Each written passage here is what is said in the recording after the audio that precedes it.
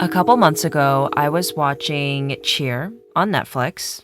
Definitely one of the reasons why I started adult gymnastics.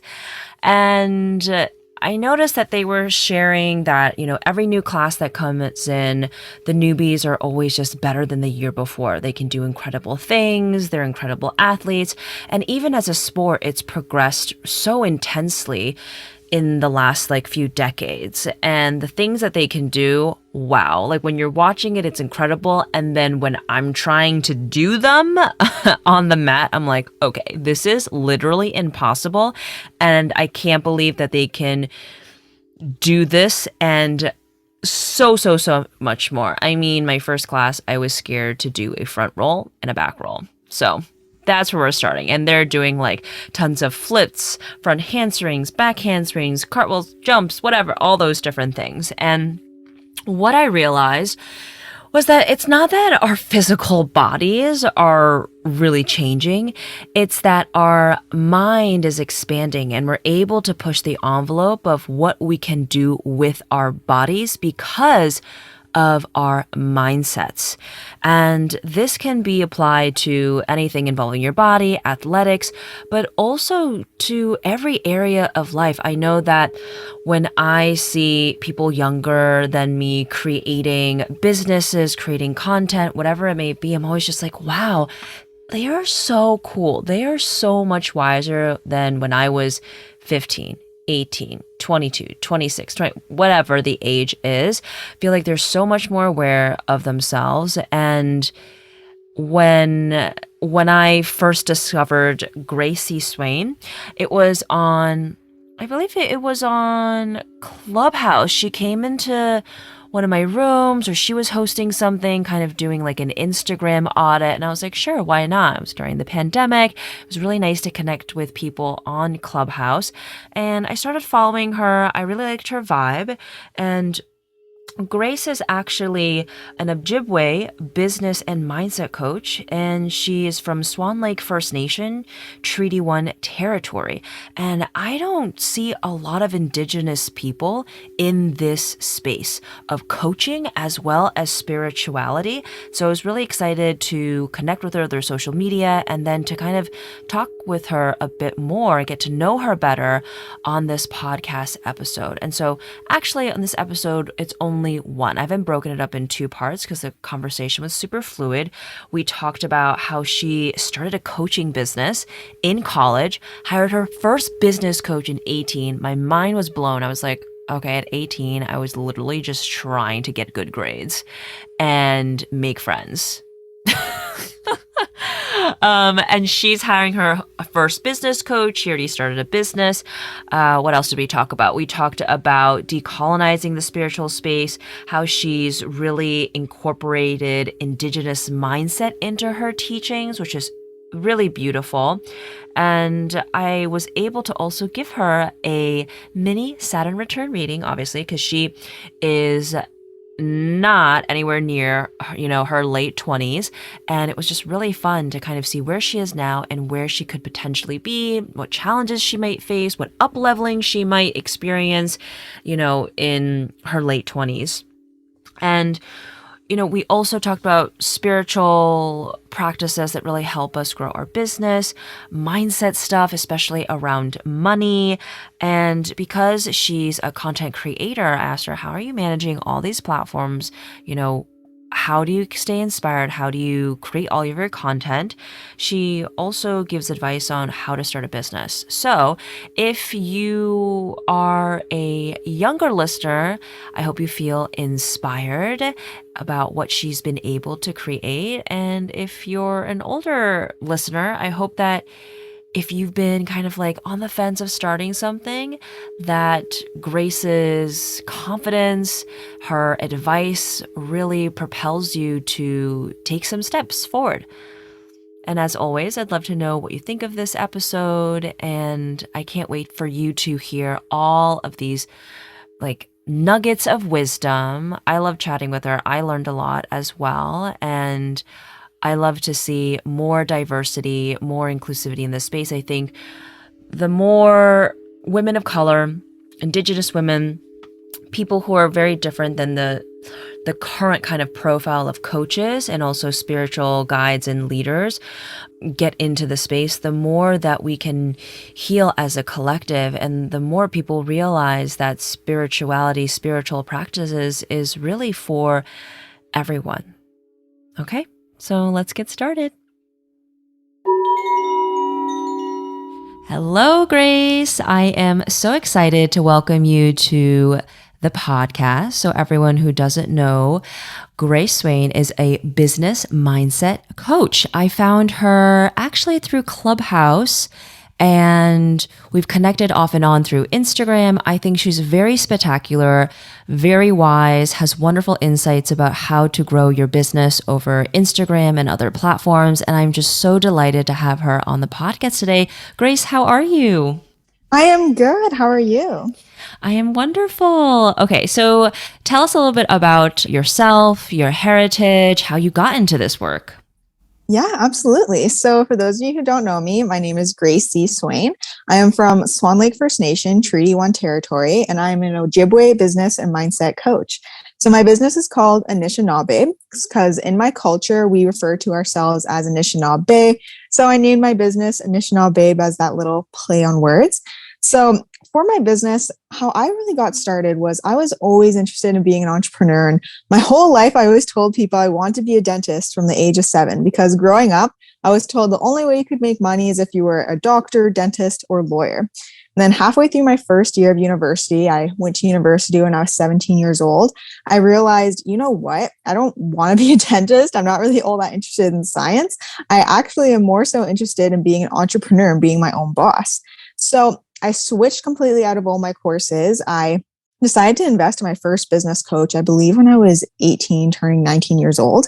And from there, my business really took off. I've invested myself countless times. And now I help like hundreds of women do the same in their own business, just grow through their spirituality, through mindset.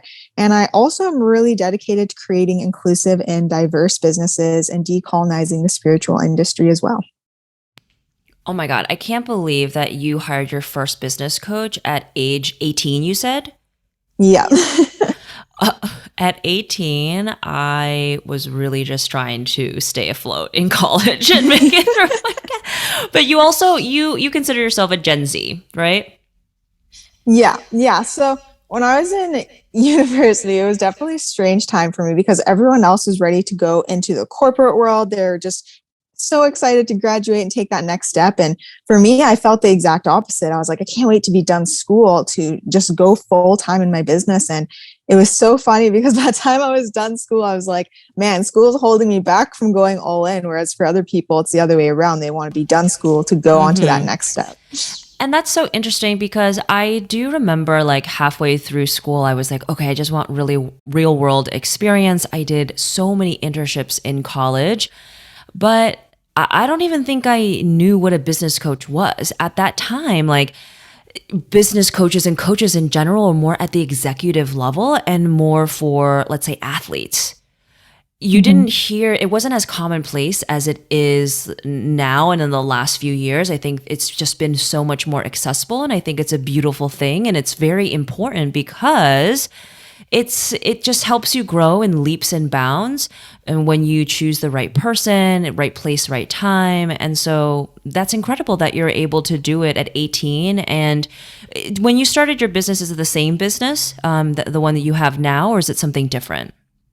No, it was the same one. I originally started out only doing Instagram coaching, but now I've completely branched out to doing pretty much everything now. So before it was only Instagram, now it's TikTok, it's Instagram, it's Facebook.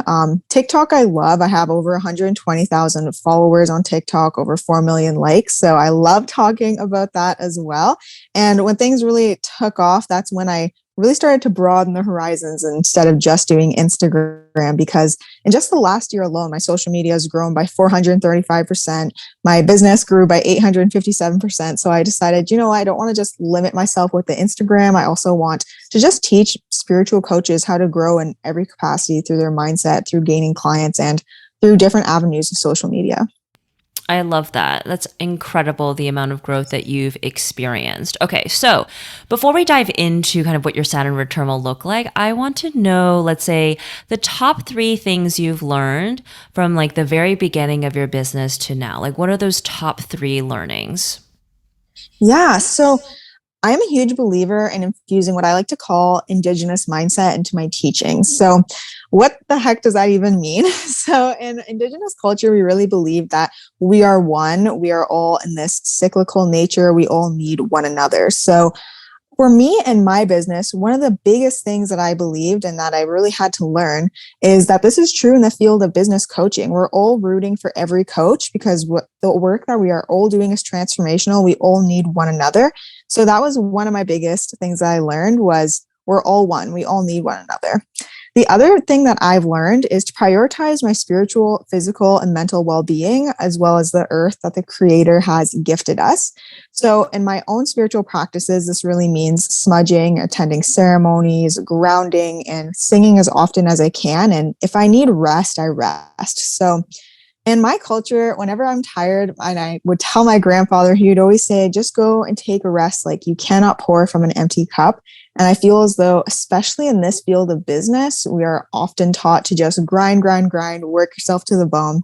And I believe in working smarter, not harder. So that's kind of the third thing I learned is I don't sacrifice my time for my money. I believe in working smarter, not harder, so that I can spend time with my elders, my family, nature, and myself. Oh, so great. So great. Yes, those are wonderful learnings and also deeply rooted in culture and heritage and just makes so much sense for really everyone. Okay, so Saturn return. Okay, so your Saturn placement is in Taurus and you'll experience your Saturn return in your late 20s. And what I found to be so interesting about this placement is it's also, and I also looked at the specific house. I don't always look at the specific house, but it's your Saturn is in your second house. And what that means is it's in the house of resources and money. And Saturn is a planet of constriction, of tough love, of hard work. And with the planet in Taurus, I get that your Saturn return might experience some difficulties in like money mindset, in holding on to wealth and money. But at the same time, like based on what I know about your business, I think you're actually going to go through a pretty smooth transition. It's almost like going to be like up leveling and going from, let's say, like a car to like a rocket ship. It's just that the stakes are going to be a lot bigger, but the playing field is going to be bigger as well.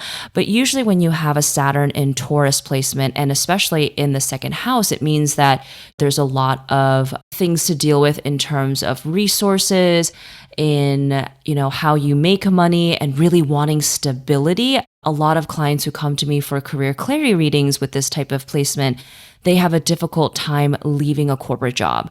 They have a difficult time like really branching out and doing something on their own because they constantly want to feel more stable and more safe. And that's something that they deal with, especially if it's in the second house of money and resources. So I just imagine that you will just be able to grow so much more, and maybe you'll experience some hesitation, some anxieties, but it's really just going to be kind of like a rocket ship type of moment for you when you kind of end your Saturn return. It's going to be really pushing you into this next stage and next phase of your evolution and specifically your business. Yes, I love that. And I think it's so true in the sense that I just have so many other things that I want to do. I'm pretty multi passionate. So I could definitely see myself down the road, like wanting to make bigger investment decisions and bigger moves for my business as well.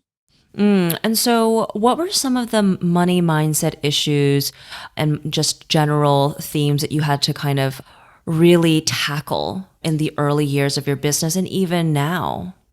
Yeah. So, especially when I first started, I was terrified to ask for money because at the time I was taught that like such a small amount of money was huge. So at the time, it was kind of like trying to relearn and reteach myself that money is just energy. Like you have to treat a dollar the same that you would treat $1,000,000. And that was really hard for me to wrap my head around and get out of that feeling of feeling guilty asking for money, and changing that mindset from begging people to come to you from that scarcity mindset to that abundance mindset of instead, you know what, my offer is transforming other people's lives and helping people quit their 9 to 5, get their first client, like do all these incredible things. And I think that shift was powerful. But another huge thing that I never even realized I had in the beginning until someone pointed it out to me was the fear of obtaining money. And I think this is especially from a colonial standpoint, being indigenous, of seeing other people with power having money and using it in the wrong way. That for me, I realized subconsciously, I was thinking, if I have more money, I'm going to become this horrible person. And that just is not the case. More money does not make you a bad person. But instead, if you even worry about becoming a bad person, that kind of shows, okay, you're inherently good, because bad people don't worry about if they're good people. I know, that's a wonderful way to kind of like shift the conversation and be like, oh, if I'm worrying about this, then I actually have nothing to worry about. Yeah. And I hear that time and time again. So if anyone's listening and you feel that way, it's a good reassurance. Okay, so then what really helped you get through those really big money hurdles? Yeah. So I think one of the biggest things was, I can't remember which coach told me, if it was a podcast, but from transitioning from that scarcity mindset to that abundance mindset and realizing, look, if the energy you're putting out, you're going to get back. So if you're afraid to invest in yourself, or you're afraid to go out and get your own coach, how do you expect other people to invest in you? And that was huge for me at the time. I was like, whoa, like mind blown moment. And the other part of that too is putting out that abundance energy. Like if you're attracting broke clients or people who are freebie chasers or people who can't afford your services, then maybe look at how you're offering it, because a lot of the time this will come through in your copy, your messaging, your DM strategy. Is when you're thinking, oh, you know what, I have to beg these people to hop on a call with you, they can feel that energy. So I think shifting out of that and realizing, okay, I need to act like my highest self. What would the dream version of myself do, and how would they treat their business? I needed to start doing that at that time.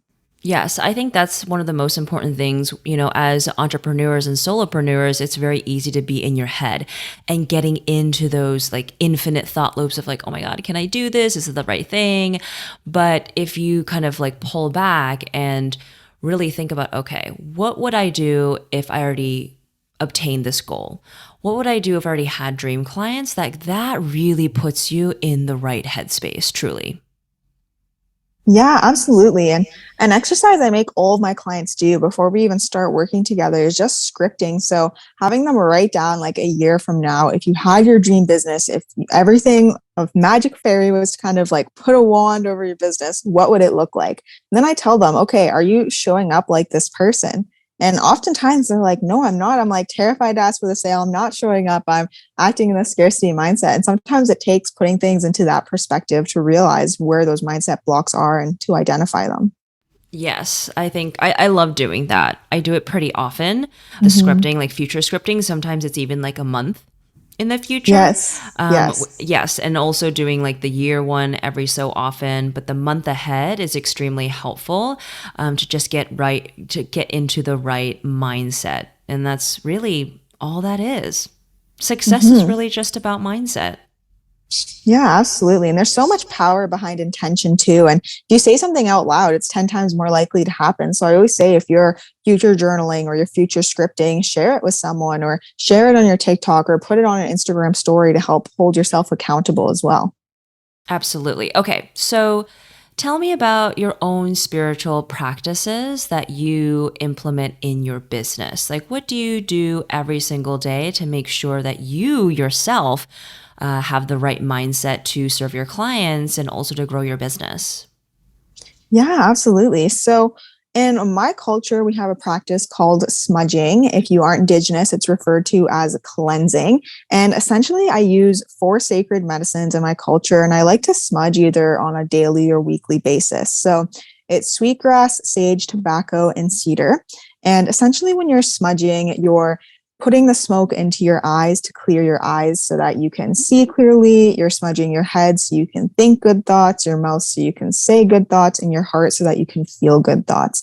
So I do this with all my clients, and I also do it with myself to essentially get into that mind space of serving people, feeling cleansed spiritually, physically, and mentally, and also just to give gratitude to myself, the earth, the creator, and to my clients as well. So that's something that has been huge in my spiritual practice, in my business, and my life is smudging.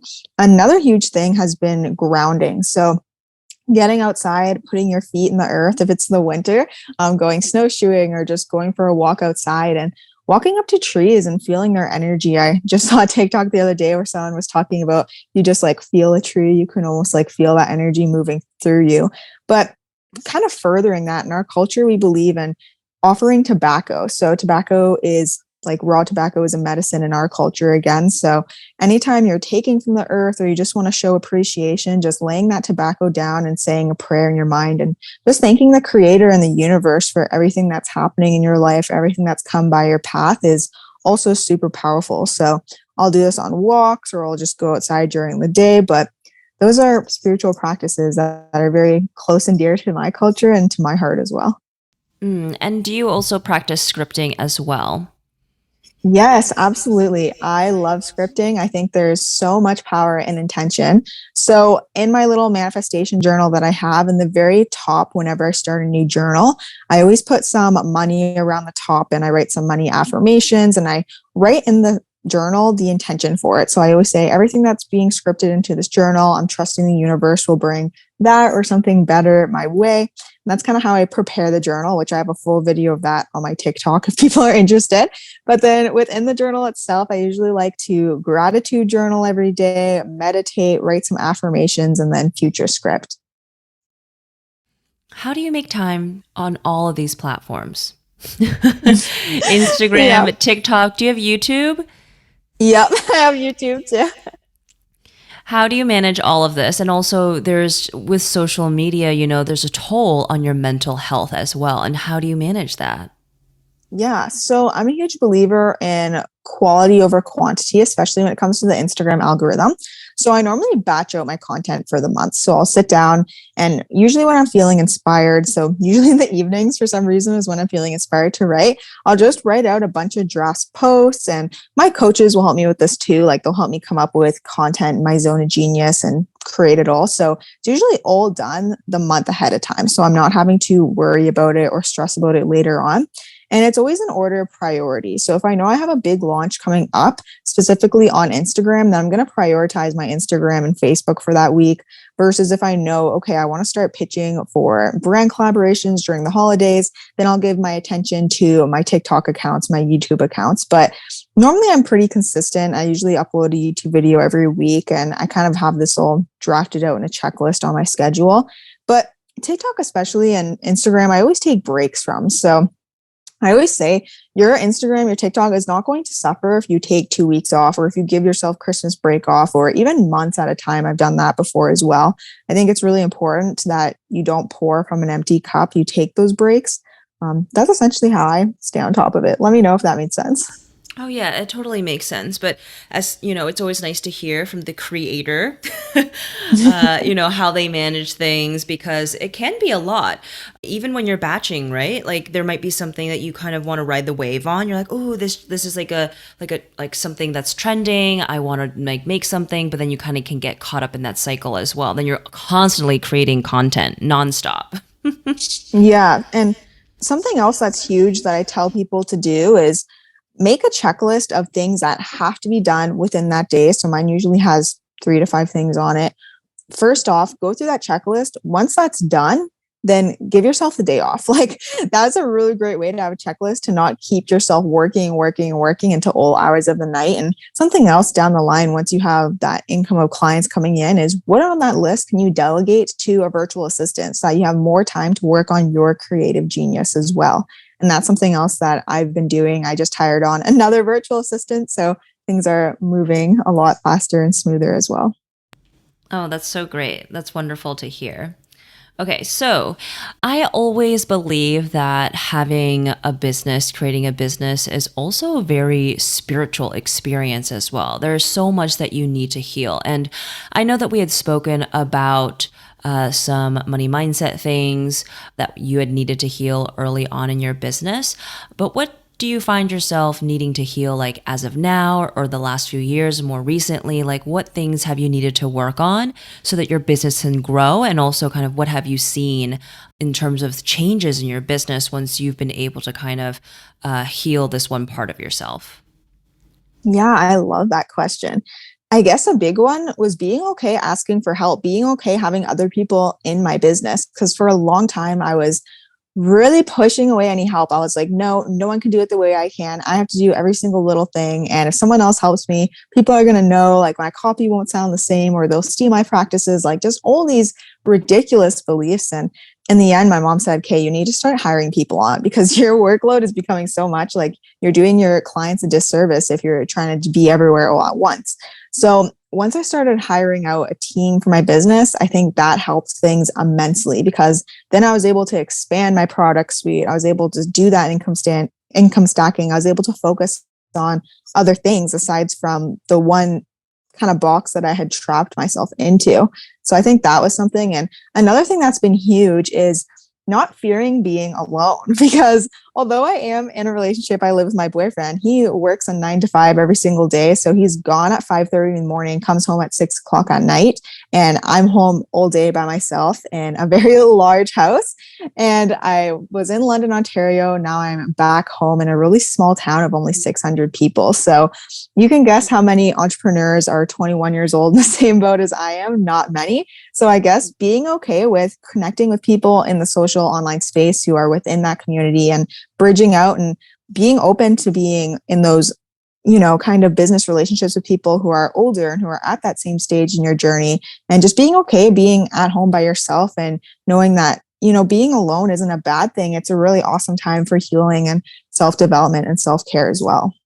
And why did you decide to go back home and be in a place that is surrounded more in nature? Is it because you wanted to spend more time with your family, and also, being in nature, being grounded in that way is very important? Or has it always just been something that you've loved? There are certain people that always love to be in cities. Other people like, no, like I love being in the country. I love spending time in nature. Like, what was the story for you? So the biggest thing was COVID, actually. So when I was away in university and COVID first hit, a couple of my roommates lived like similar to where I am now. And what ended up happening is as soon as COVID hit, I was going to the University of Western Ontario. It was so bizarre. Our university usually like alerts us if something like that is going to happen. And all of a sudden it was like all the classes were cut. So because we were all so scared, we all just like went home immediately because we didn't want to be trapped in the city where none of our family is, where it's a higher population, high risk of COVID. We wanted to go back to our small communities where there wasn't going to be as many cases, right? So I came home right away. And then what ended up happening is my boyfriend had gotten a place to, and then we decided to just move in together. And with the way that the housing market was, we decided, it's going to make more sense for us to live together in a house than to try and rent out something that's going to be 3 times the amount of our mortgage. The other part of that too is also being closer to my family. In my culture, we believe that family is everything. And my dad had always told me, family is the meaning of life. So being able to come home and spend time with my mom, my sister, my stepsisters has been really huge for me. And even the property where we are, we have 66 acres of property, and that's huge because I don't even have to leave my house if I don't want to. I can literally just go for a walk around my backyard. And I think that's huge. Yes, and it's always quiet. It's always beautiful. Yes, it's snowing today and it looks like a winter wonderland here. It's Oh, beautiful. oh, it's snowing up there? Oh, yeah. I'm in Canada, so it's real snowy right now. Oh, yeah, I'm all the way on the other side of North America. Yeah. It must be nice. It's a little cold, but I'm staying warm because we do have a lot of nice heat in our house, so that's good. Okay, so have you finished school or are you still in school? I am done school now. Okay, so freshly graduated. Yeah.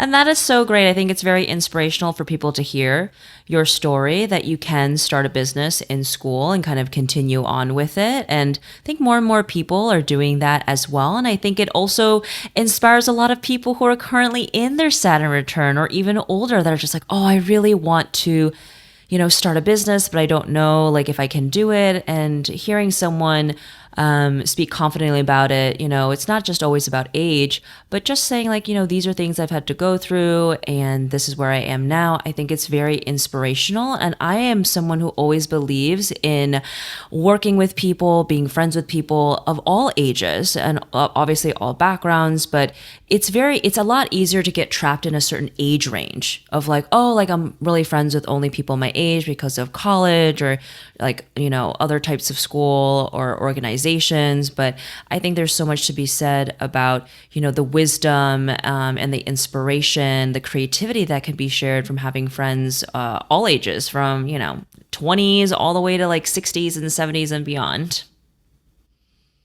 Yes, and I always say start before you're ready. There's no perfect time. I think right now is the perfect time, and I always say, you know what, that's complete BS. That you have to be a certain age, like you have to be young or you have to be older. I get people say all the time, like, oh my gosh, you're so young to be a business coach. But to me, I'm like, oh, I don't even feel like that young. Like, so I think just start when you're ready, when it's your time. Yeah, I mean, I think you give great advice. I remember the clubhouse room that I joined. I thought that your insights were very smart.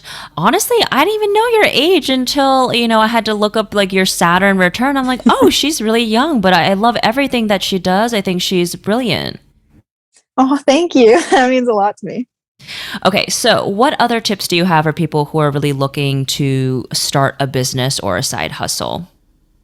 Yes. So, oh man, where do I start? So again, I always say start before you're ready. So if you're someone who falls into that fear of perfectionism or imposter syndrome, like, I mean, the quickest way to get over it is just to go in and just start. So for me personally, I remember when I invested in my first coach and I offered my first program, like I was so scared. I had only like 3,000 Instagram followers and I was teaching other people how to use Instagram and I was terrified. I was like, how am I going to get a client? No one's going to sign up with me. And sure enough, I got clients, I got those testimonials, and that really leveraged me to bring me to where I am today. So I always say, don't let that fear hold you back. It always seems impossible until it's done, but just go out there, stick to it, and do it.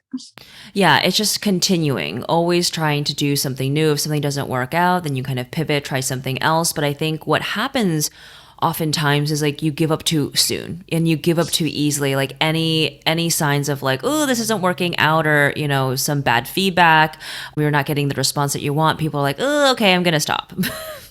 Yes, exactly. And the biggest thing, like probably the number one thing I hear on sales calls with coaches or people who have that service-based industry is they say, oh, I don't know like how to bridge that gap. I'm just not bringing in consistent clients. And oftentimes they think it's like a mindset block, which sometimes it is, or they're like, I've been trying this and that, it's not working. And it all comes down to consistency and being really intentional about what you're doing in your business, right? So are you actually tracking, hey, this post generated this many sales calls or had this much engagement, or this email generated these leads, or just keeping on top of that tracking, and you'll learn to find that, oh, you know what, maybe I'm just giving up too soon. I'm putting my attention in the wrong spots. And if I use maybe this post at this time more frequently, I'm going to get more clients. So I think it's important to pay attention to those practices in your business as well, so that you can save more time in your business and not be kind of throwing spaghetti at the wall. And what would you say to people who are looking just to start a business, but they aren't spiritual, or they're like, like I'm not starting a wellness business or a spiritual business. Like, how can these practices help me? Yeah, for sure. So I always say that like the law of attraction is happening whether we realize it or not. So when you look at your business, and if you're a business coach, whatever you're doing, I would say pay attention to the energy you're putting into your business and the energy you put out when you're creating content, when you're looking for clients. Because if you are putting out a lot of lack, or I always say like attracts like. So if you look at your copy and you're talking a lot about the struggle or pain points, which is fine, but if you're really always focusing on the negatives and helping people and the lack, then that's what you're going to attract. Versus if you focus on, the positives and the result that you want to help people get, and that result driven content, you're going to attract people who are ready to invest, people who are already in that mind state. So I think that's one of the several examples of how you can use that energy in your business. Absolutely. I think there's so much power behind intention and also the energy you put behind something. It's something that I remind myself constantly because sometimes I forget. You get into the cycle of like creating and sending the same emails, or you're like, oh, I need to take a step back and be like, okay, what type of energy am I sharing? Can I be more intentional? Because really, that perspective really shifts everything. Like you said before, the language, the examples, the words, like people can really feel it when you are coming from a place of excitement or coming from a place of like stress or anxiety, for sure. And they may not even, consciously recognize it, but subconsciously they do. I think that's what makes certain brands, certain products and services more magnetic than others, and certain products and services that a person launches or a company launches like more interesting to people. Yes, absolutely. And it was so funny because as I was saying that, it was 444. And I think that's also like a sign in itself. But yeah, you're so right in saying that. Okay. So if people want to find you on TikTok, on Instagram, or would love to work with you as their business and mindset coach, how will they find you? Yes. So my social media handle is the same across all platforms. So it's at Grace Swain. So my middle name is Catherine. So keep in mind that it's not Gracie with an IE, it's Gracie with just the C. So to clarify, GRACECSWAIN. So you can find me on Instagram and TikTok. I also have a Facebook group, Successful Spiritual Female Coaches, that you can also join if you're interested. And I am offering Instagram audits for this month only. So if you're interested in one of those, shoot me a DM on Instagram and I would love to help you out and get started. Oh, so generous. Thank you so much. And I can't wait to see how things unfold. And you'll have to let me know how your Saturn return goes. Yes, absolutely. And thank you so much for having me on in your space and for providing all of your insights. It's been incredible. For me, spirituality means a connection to myself, my higher self, as well as the universe. It's understanding that you are not alone and to really trust in divine timing. And something that I've been saying a lot to myself recently, and it's also the screensaver on my laptop, is that what you seek is seeking you as well. Now, we all are energetic beings and our mood shifts from day to day. But this mood also dictates how you feel, the thoughts swirling around in your head, your actions, and what you're able to attract in your life. And when I got into this space, but when I became a more spiritual person, I truly began to understand what energy meant and how I was showing up in the world and the energy that I was sharing with others. And so I hope this episode really expands your thinking on spirituality, and having this trust in yourself and the universe can really transform your life, allowing you to feel more peace, allowing you to feel more clarity, and most importantly, allowing yourself to connect with the truest version of you, your most authentic self, and then how it allows you to live an aligned life. If you're feeling a little bit overwhelmed because you're early in your spiritual awakening, or you're going through a dark night of the soul, or you've kind of been exploring spirituality for a while but haven't really been able to incorporate it into your daily routine or have a daily ritual around it, I would love to be able to support you, whether it's through a career clarity reading or working with me one-on-one for 3 months or 6 months to help you figure out your purpose, to give you all the tools and foundation to really help you live an aligned life where you feel happy, waking up, doing what you do, loving what you do. And you can find how to connect with me in the show notes, or you can always reach me on my number. I like to call it my hotline, 202-918-3414. So 202-918-3414.